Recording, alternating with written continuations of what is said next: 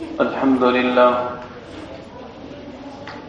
لله نحمده ونستعينه ونستغفره ونؤمن به ونتوكل عليه ونعوذ بالله من شرور أنفسنا ومن سيئات أعمالنا من يهده الله فلا مضل له ومن يضلله فلا هادي له ونشهد أن لا إله إلا الله ونشهد أن سيدنا ومولانا محمدا عبده ورسوله أما بعد فأعوذ بالله من الشيطان الرجيم بسم الله الرحمن الرحيم يا أيها الناس إنا خلقناكم من ذكر وأنثى وجعلناكم شعوبا وقبائل لتعارفوا إن أكرمكم عند الله أتقاكم إن الله عليم خبير صدق الله العظيم.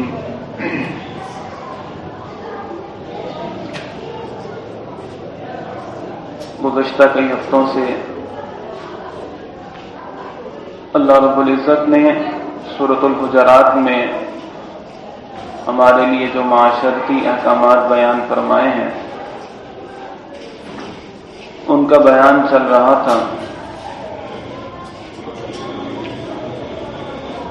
در حقیقت یہ سورت جو ہے، اس سورت کا پورا موضوع اور اس سورت کا بنیادی مقصد مسلمانوں کے درمیان ہونے والے اختلافات اور ان کے اسباب اور پھر ان کا علاج اس صورت کا خاص موضوع ہے.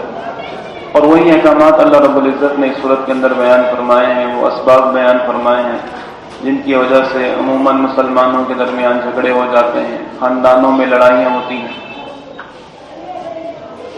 جن میں سے ایک سبب استہزاء کرنا ہے، مذاق اڑانا،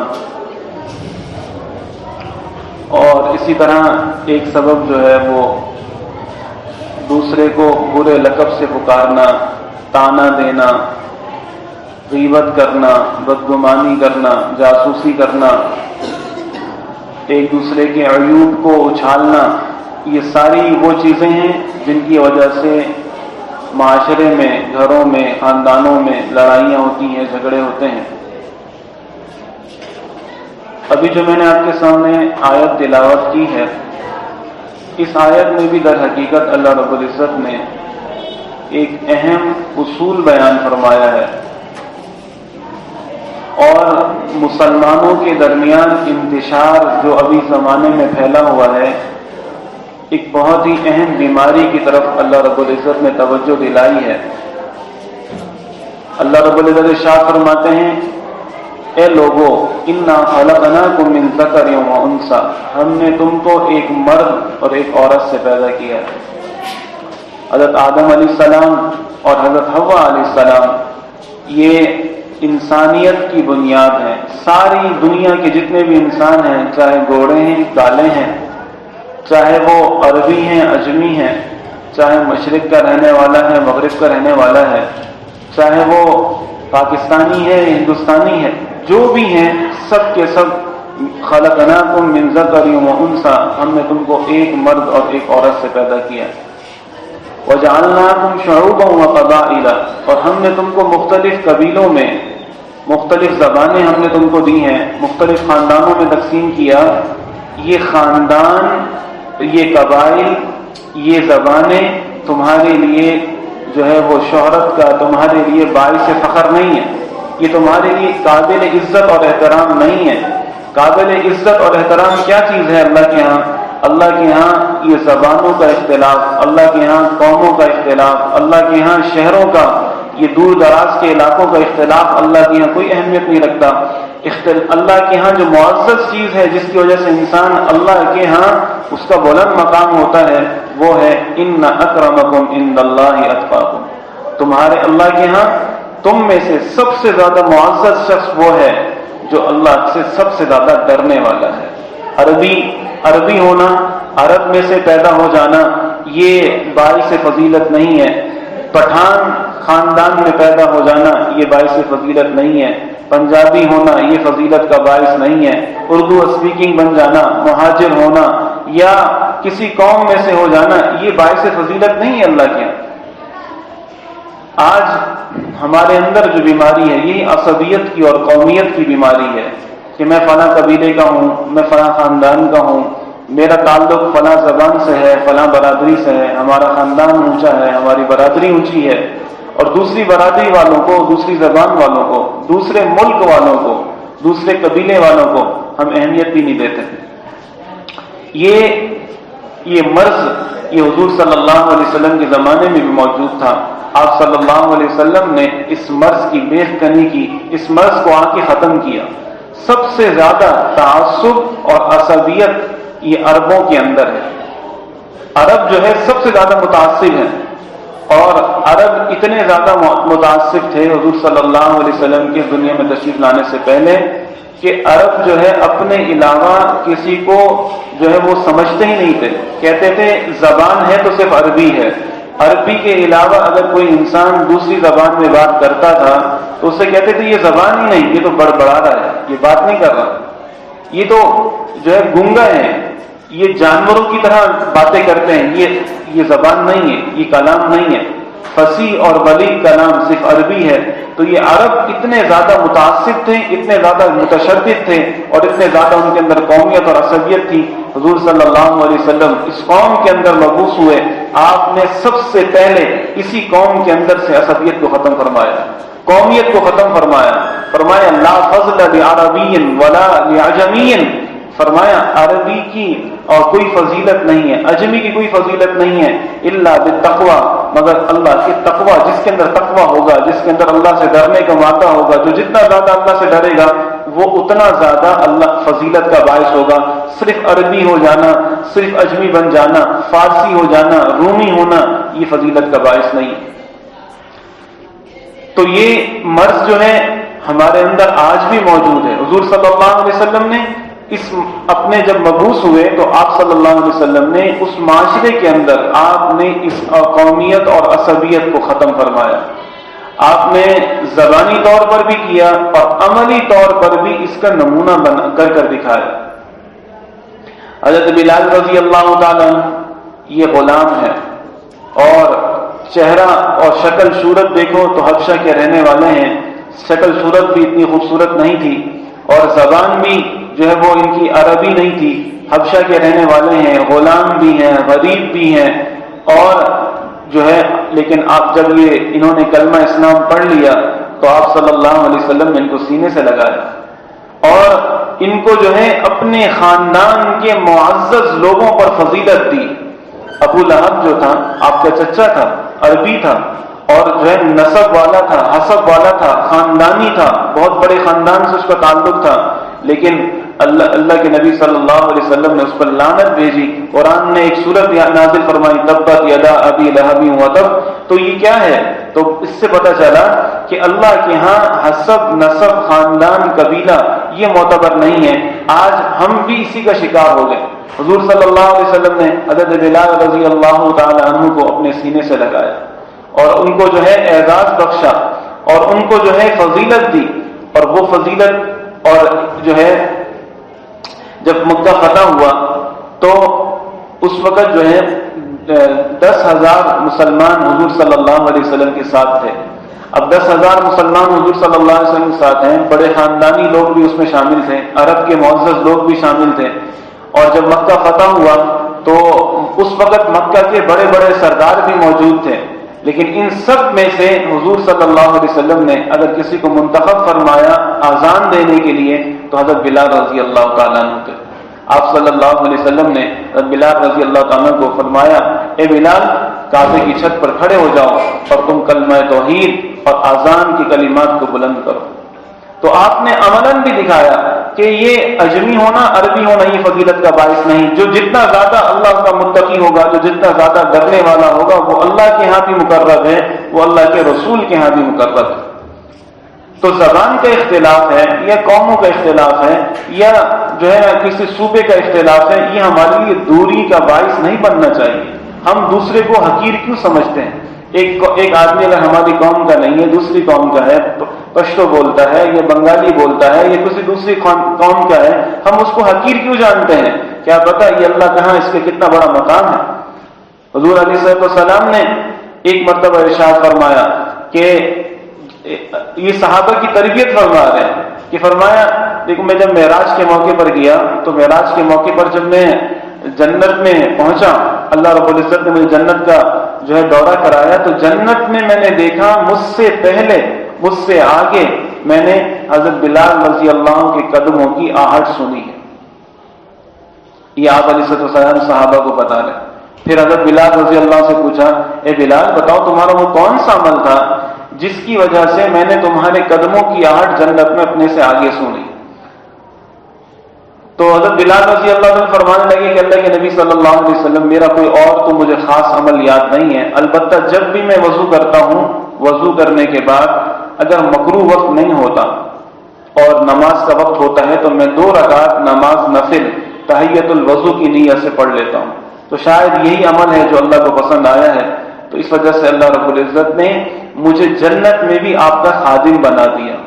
خادم جو ہوتے ہیں نا وہ آگے آگے چل رہے ہوتے ہیں، راستہ صاف کر رہے ہوتے ہیں یا کچھ اور دوسری چیزوں کے لیے، تو اس سے یہ نہیں، اس حدیث سے یہ ثابت نہیں ہوتا کہ حضرت بلال رضی اللہ کا مقام حضور سے بھی بڑھ گیا، یہ بات نہیں ہے۔ حضور کے بھی وہ خادم ہیں جس میں دنیا میں تھے، اسی طرح جنت میں بھی ہیں۔ خدام آگے بھی چلتے ہیں، خدام پیچھے بھی چلتے ہیں، دائیں بھی چلتے ہیں، بائیں بھی چلتے ہیں، حفاظت کے لیے، تاکہ اس کو کسی قسم کی کوئی ضرورت پیش آ جائے تو ہر وقت ہم لوگ حاضر ہوں۔ تو بہرحال اس حدیث سے آپ صلی اللہ علیہ وسلم نے حضرت بلال رضی اللہ عنہ کو اپنا قریب کیا، اپنا قرب دکھایا اور اپنے سینے سے لگایا، اور آپ نے ساری دعوت جو مدینہ کے اندر دی اسی کی دی کہ بھئی کہ عربی کی اجمی پر، اجمی کی عربی پر، اور ایک قبیلے والے کی رومی کی فارسی پر، فارسی کی رومی پر، ان پر کوئی فضیلت نہیں۔ فضیلت ہے تو وہ صرف اسلام کی بنیاد پر ہے، فضیلت ہے تو اللہ کے تقوی کی بنیاد پر ہے۔ آج ہم دوسروں سے رویہ جو رکھتے ہیں وہ زبانوں کے اختلاف کی وجہ سے رکھتے ہیں۔ اگر کوئی ہمارے درمیان میں کوئی دوسری زبان والا آ جائے، ہم اس کو حقیر سمجھتے ہیں، حقارت کا معاملہ کرتے ہیں، ان کے ساتھ جو ہے کلام کرنا گوارا نہیں کرتے، بات کرنا گوارا نہیں کرتے، یہ دوسری برادری کا آ گیا ہے۔ تو یہ چیزیں جو ہیں یہ بدبودار چیزیں ہیں، یہ خطرناک چیزیں ہیں، یہ مسلمانوں کو کمزور کرنے والی چیزیں ہیں، اور یہ اللہ اور رسول کی ناراضگی کا سبب ہے۔ حضرت سلمان فارسی رضی اللہ تعالیٰ یہ فارس کے رہنے والے ہیں۔ اب یہ ایران کے رہنے والے، فارس کے رہنے والے، فارسی نسل تھے، ان کی اجمی تھے، یہ عربی نہیں تھے، اور یہ وہ صحابی جو سب سے زیادہ لمبی عمر انہوں نے پائی، 250 سال کی عمر میں ان کا انتقال ہوا۔ اور حضور صلی اللہ علیہ وسلم سے جب حضور صلی اللہ علیہ وسلم مبعوث ہوئے تو اس وقت بھی ان کی عمر کوئی 150-200 سال کے قریب تھی۔ تو اس وقت جو ہے یہ کتنا انہوں نے جو ہے وہ پہلے عیسائی، یہ چونکہ ان کا جو خاندان تھا یہ آتش پرست ہے، اور ان کے والد جو ہے وہ جو آتش کدہ ہوتا ہے اس کے بڑے متولی تھے، اور لیکن یہ اپنے والد کے مذہب سے اور اپنے خاندان کے مذہب سے بھاگ کر اس وقت عیسائی مذہب جو ہے وہ حق مذہب تھا، وہ چلے گئے روم کے اندر چلے گئے، وہاں جا کے انہوں نے عیسائیت اختیار کر لی، کتنا عرصہ تک انہوں نے حق کو ڈھونڈتے رہے، اور پھر جو ہے وہاں سے کہیں اور آ گئے۔ اس طرح ہوتے ہوتے جب ان کو یہ پتہ چلا کہ حضور صلی اللہ علیہ وسلم دنیا میں مبعوث ہو چکے ہیں، تو کسی راہب نے بتایا کہ جاؤ تمہارا مطلوب، تمہارا مدعا، تمہاری پیاس جو اللہ بجھائیں گے، روحانی اس پیاس کو مدینہ کے اندر جا کر بجھے گی۔ حضور صلی اللہ علیہ وسلم مدینہ میں تشریف فرما ہو چکے ہیں، تو یہ پھر وہاں سے مدینہ آئے، اور مدینہ آ کر انہوں نے اسلام قبول کیا۔ اب اندازہ لگائیں یہ شخص جو حضرت سلمان فارسی رضی اللہ تعالیٰ عنہ ہیں، ان کے بارے میں حضور صلی اللہ علیہ وسلم کیا ارشاد فرماتے ہیں، سلمان منا اہل البیت، سلمان ہم میں سے اور میرے گھر کا فرد ہے۔ یہ حضور فرما رہے ہیں۔ آج ہم کسی پشتو والوں کو اس طرح کے الفاظ کہتے ہیں، ہم کسی بنگالی کو کوئی آ جائے ہم اس کو تو حقیر سمجھتے ہیں، کوئی دوسری زبان والا آ جائے اس کو حقیر سمجھتے ہیں۔ حضور فرما رہے ہیں سلمان منا اہل البیت، سلمان ہمارے گھر میں سے، وہ ہمارے گھر کا ایک فرد ہے، وہ ہمارے خاندان کا ایک حصہ ہے۔ حالانکہ وجہ کیا تھی؟ وجہ کوئی یہ نہیں تھی، وہ تو عربی بھی جانتے نہیں تھے، وہاں آ کر انہوں نے عربی سیکھی، بس یہ تھی کہ وہ متقی تھے، اللہ کے پرہیزگار تھے۔ اور جو ہے انہوں نے حضور صلی اللہ علیہ وسلم کی صحبت وہ کیا تو اللہ تعالیٰ نے ان کو جو ہے پھر حضور کا خاندان میں سے بنا دیا. اور ابو لہب جو حضور کے خاندان میں سے تھا، حضور نے فرمایا یہ میرے خاندان میں سے نہیں، اس کا ہم سے کوئی تعلق نہیں. حضرت خواجہ خان محمد صاحب رحمۃ اللہ علیہ یہ جو ہے یہ عراق کے اندر جو ہے حضرت سلمان فارسی رضی اللہ تعالیٰ کا مزار مبارک ہے. اور یہ حضرت مولانا عبد القادر جیلانی رحمۃ اللہ علیہ جنہیں غوث اعظم کہا جاتا ہے، ان کا مزار بھی عراق کے اندر ہے. تو حضرت خواجہ خان محمد صاحب رحمۃ اللہ علیہ یہ ایک مرتبہ انہوں نے حج کا سفر کیا بائی روڈ، اور یہاں سے ایران سے عراق سے ہوتے ہوئے پھر وہ اس طرح انہوں نے حج کا سفر کیا. تو حضرت جب عراق میں پہنچے تو انہوں نے جو ہے حضرت خواجہ عبد القادر جیلانی رحمۃ اللہ علیہ کے مزار اقدس پر بھی حاضری دی، اور پھر وہاں سے اس کے قریب ہی جو ہے نا حضرت سلمان فارسی رضی اللہ تعالیٰ کا مزار بھی ہے، وہاں پر بھی حاضری دی.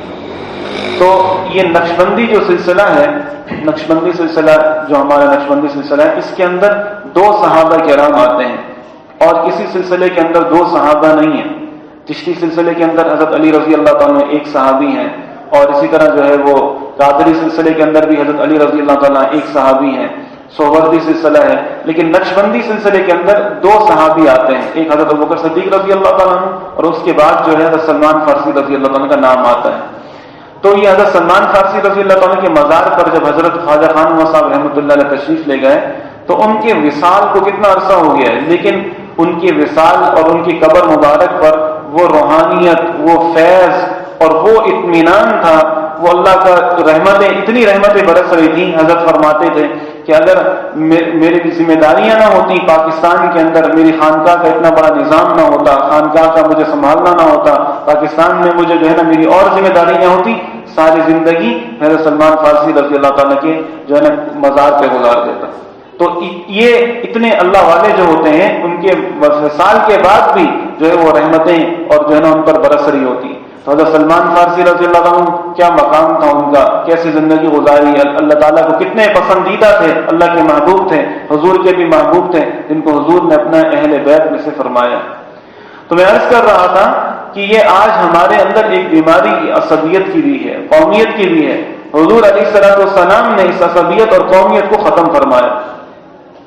غزوہ بنی مصطلق میں یہ سن 5 ہجری کو یہ غزوہ ہوا، اور یہ وہ غزوہ ہے جس غزوے میں جو ہے وہ مشہور واقعہ پیش آیا. ہماری اماں جان حضرت عائشہ رضی اللہ تعالی عنہ پر جو تہمت لگی تھی، اور ظالموں نے، بدبختوں نے حضرت عائشہ صدیقہ رضی اللہ عنہ جو تہمت لگائی، وہ اسی جو ہے نا غزوے میں لگی تھی ان پر تہمت. تو اماں عائشہ صدیقہ رضی اللہ تعالیٰ عنہ حضور صلی اللہ علیہ وسلم کے ساتھ تھی سفر میں، اور بنو مصطلق ایک قبیلہ ہے. حضور علیہ السلام کو معلوم ہوا کہ یہ لوگ جو ہے مکہ پر مدینہ میں حملہ کر رہے ہیں مسلمانوں پر. تو حضور علیہ السلام صحابہ کو لے کر وہ پہلے ہی ان پر جا کے حملہ کر دیا. مسلمانوں کو فتح ہوئی. جب فتح ہو کر واپس آ رہے تھے مسلمان، تو ایک جگہ انہوں نے پڑاؤ ڈالا اور قیام کیا، اور پانی پینے کے لیے جو ہے وہ 2 صحابی وہاں پانی پینے کے لیے گئے اور اپنے جانوروں کو بھی پانی پلانے کے لیے گئے. اتفاق سے ان دونوں کے درمیان لڑائی ہو گئی. انسان ہے، خطا تو ہو جاتی ہے. تو ان دونوں صحابہ کے درمیان آپس میں تھوڑا سا لڑائی ہو گئی، اور اتفاق سے ایک صحابی جو تھے وہ مہاجر تھے، وہ مکہ سے ہجرت کر کے آئے تھے، اور دوسرے صحابی جو تھے وہ مدینہ کے رہنے والے تھے، وہ انصاری تھے. اب جب مہاجر صحابی اور انصاری صحابی کی لڑائی ہوئی تو مہاجر صحابی نے آواز لگائی، یا للمہاجرین، اے مہاجروں میری مدد کرو. اور پھر جب انصاری صحابی نے آواز لگائی، یا للانصار، اے انصار میری مدد کرو. جیسے آج بھی قومیں جو ہے نا یہ جماعتیں نعرہ لگاتی ہیں، مہاجروں کے حقوق ہیں، سندھیوں کے حقوق ہیں، ہمارے حقوق دو. وہ مہاجروں کے حقوق جو ہے نعرہ لگاتی ہیں، یہ سندھیوں کے نعرہ لگاتے ہیں، اور وہاں پہ جو ہے وہ بلوچیوں کے نعرے لگ رہے ہیں. تو یہ نعرے جو ہے یہ نعرہ وہاں پر بھی لگا. تو حضور علیہ الصلوۃ والسلام کو جب پتہ چلا، آپ صلی اللہ علیہ وسلم جلدی سے تشریف لائے اور کہا کہ دعوها فإنها ممتنہ، چھوڑو ان نعروں کو، یہ بدبودار نعرے ہیں. ان نعروں کی وجہ سے فضا تمہاری پوری بدبودار ہو چکی ہے، آلودہ ہو چکی ہے. یہ نعرے کوئی نعرے لگانے کے ہیں، اور سخت تنبیہ کی آپ علیہ السلام نے، اور جو ہے اور ان کو ڈانٹا، اور اس طرح جو ہے یہ آپ صلی اللہ علیہ وسلم نے جو عصبیت قومیت ان کے اندر تھی کہ انہوں نے مہاجروں کو آواز دی، انہوں نے انصار کو آواز دی، تو آپ صلی اللہ علیہ وسلم نے اس کو فوراً ختم کروا دیا کہ یہ اس طرح کے نعرے نہیں لگنے چاہیے۔ پھر اس غزوے کے اندر منافقین بھی شامل تھے۔ عبداللہ ابن ابی منافق، یہ منافقوں کا سردار تھا، اس نے جب یہ دیکھا کہ ایک مہاجر صحابی نے انصاری صحابی کو مارا ہے، تو اس بدبخت نے جو ہے نا یہ کہا کہ ہم عزت والے لوگ تھے، یہ مہاجر جب ہجرت کر کے آئے ان کے پاس نہ کھانے کو تھا، نہ پینے کو تھا، نہ پہننے کا تھا، ہم نے ان پر خرچ کیا ہے، ان کو گھر دیا، ان کو کاروبار میں شریک کیا، آج یہ ہم پر آنکھیں دکھا رہے ہیں۔ تو اس بدبخت نے کہا کہ ہم عزت والے لا یخرجن العز منها الاذل، ہم مدینہ سے ان ذلیلوں کو نکال دیں گے اور ہم ان پر خرچ نہیں کریں گے، آج کے بعد کچھ خرچ نہیں کرے گا۔ تو اسی عبداللہ ابن ابی منافق جو رئیس المنافقین تھا، اس کا بیٹا وہ مخلص مسلمان تھا، اس کو جب پتہ چلا، اس نے حضور کو، حضور کے صحابہ مہاجرین کو جو ہے ان کے بارے میں یہ الفاظ کہیں، تو اس نے تلوار نکال لی اور تلوار نکال کے اپنے باپ سے کہا کہ ابا جان، آپ کو پتہ ہے کہ اس پورے مدینے کے اندر مجھے آپ سے سب سے زیادہ اگر کسی کو اپنے والد سے محبت ہے تو مجھے آپ سے محبت ہے، اور اس پورے مدینہ کے اندر جتنا فرما بردار اور اطاعت اور جو ہے کہنا ماننے والا اگر کوئی بیٹا ہے کسی باپ کا مانتا ہے تو وہ میں ہوں، لیکن آپ نے حضور کے بارے میں ایسے الفاظ استعمال کیے، میں آپ کی گردن اڑا کے رکھ دوں گا، پہلے آپ خود کہو، اقرار کرو کہ میں ذلیل ہوں، حضور عزت والے۔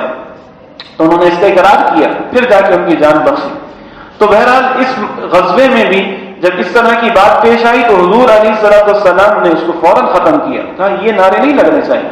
آج ہمارے اندر یہ چیز عام ہو چکی ہے، سرایت کر جا چکی ہے، اور جتنا اس دعوے نے مسلمانوں کو نقصان پہنچایا ہے، مسلمانوں کی وحدانیت کو، مسلمانوں کی قوت کو، مسلمانوں کے اندر جتنا نقصان اس دعوے بدبودار دعوے سے ہوا ہے اتنا کسی سے نہیں ہوا۔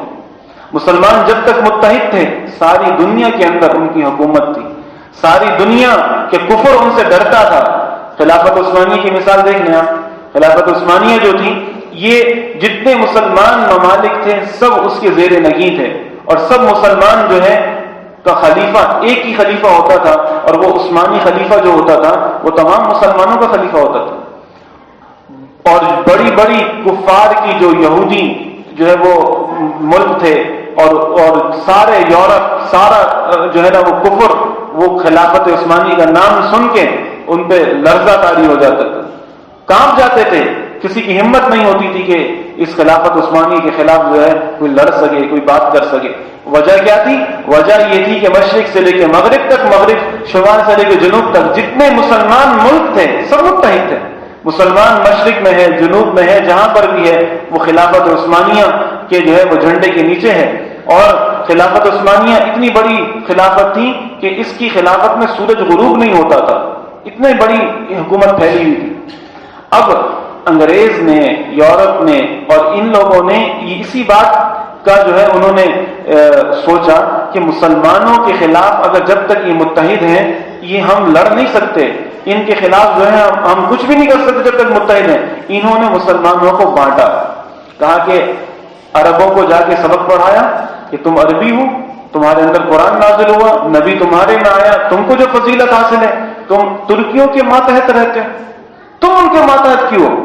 چھوڑو، تم تو عربی ہو، تم اپنا کلچر بڑھاؤ، اپنی آواز بلند کرو، تم کو حکومت ملنی چاہیے، یہ ٹکڑا تمہارا ہے، تم عرب والے، تم اس کے زیادہ مستحق ہو۔ ایک اجمی آدمی، ایک دور جو ہے سمندر پار بیٹھنے والا خلیفہ تم پر حکومت کر رہا ہے، تم تو اپنا حق چھوڑ رہے۔ ان کو جا کے اس طرح کی پٹی پڑھائی، اور یہاں سے عربی ترکیوں کو کہا کہ بھائی دیکھو، تم لوگوں نے عربی کو رواج دیا ہوا ہے، عربی زبان میں تم اذانیں دیتے ہو، عربی لباس پہنتے ہو، یہ کیا ہے؟ تم اپنا کلچر اٹھاؤ۔ وہاں سے ان کو یہ پٹی پڑھائی، دوسروں کو یہ پٹی پڑھائی، نتیجہ یہ نکلا کہ جو ہے یہ خلافت عثمانیہ ٹکڑے ٹکڑے ہو گئی۔ عربوں نے بغاوت کر دی، عرب کا جو وہاں کا گورنر تھا اس نے ترکیوں کی خلاف بغاوت کر دی، دوسرے ملک نے بغاوت کر دی، عرب الگ ہو گیا، ترکی الگ ہو گیا، وہ الگ ہو گیا، تو مسلمان جو ایک واحد حکومت تھی خلافت عثمانیہ کی جو پھیلی ہوئی تھی وہ سب ٹکڑوں میں تقسیم ہو گئی۔ آج پوری دنیا کے اندر 52 اسلامی ممالک ہیں، لیکن یہ 52 اسلامی ممالک اپنے اپنی حدود کے اندر قائم ہیں، کسی کے اندر یکسانیت نہیں ہے، وحدانیت نہیں ہے۔ کیوں؟ کیونکہ میرا یہ جگہ ہے، یہاں پر تو کسی نے حملہ نہیں کیا، تو مجھے کیا ضرورت ہے کسی دوسرے کے پاس جانے کی؟ میرا ملک میں انتشار نہیں ہے، دوسرے میں انتشار ہو رہا ہے، تو وہ جانے، اس کا کام جانے۔ افغانستان میں لڑائی ہو رہی ہے، ہمیں کیا ضرورت ہے؟ شام میں ہو رہی ہے، ہوتی رہے، ہم جلتے رہے، ہمارے مسلمان مرتے رہے، برما کے اندر ظلم ہو، کچھ بھی ہو، ہمیں کوئی ضرورت نہیں وہاں جانے کی۔ فلسطین کے اندر کیا ہوا؟ آج مسلمانوں کے اندر کوئی صلاح الدین ایوبی نہیں ہے، کوئی نور الدین زنگی نہیں ہے۔ وجہ کیا ہے؟ آج ہم نے اتحاد کو چھوڑا۔ یہ ٹکڑوں پہ جو ہم بچ چکے ہیں، قومیت کے اندر، عصبیت کے اندر، علاقوں کے اندر، یہ غیروں کی بہت بڑی سازش تھی، اس سے مسلمانوں پارا پارا ہو چکے، مسلمانوں کی قوت منتشر ہو گئی۔ تو بہرحال آج بھی جو ہے یہ جو عصبیت کے نعرے لگتے ہیں، قوموں اور اسی زبان کی بنیاد پر جو جماعتیں بنتی ہیں، لسانیت کی بنیاد پر جماعتیں بنتی ہیں، قطعاً یہ اسلام کے خلاف ہے۔ اسلام لسانیت کی بنیاد پر نہیں آیا۔ مہاجروں کی جماعت ہے، اور وہ سندھیوں کی جماعت ہے، یہ بلوچوں کی جماعت ہے، یہ فلاں کی جماعت ہے، یہ ساری جماعتیں یہ غیر اسلامی ہیں، اسلام کے طریقے سے ہٹی ہوئی ہیں۔